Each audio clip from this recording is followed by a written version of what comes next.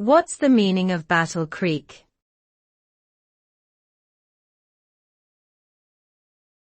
Battle Creek.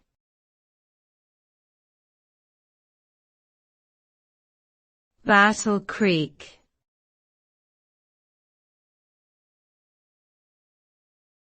Battle Creek.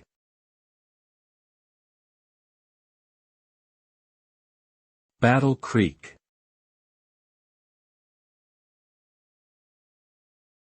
Battle Creek is a city located in the U.S. state of Michigan.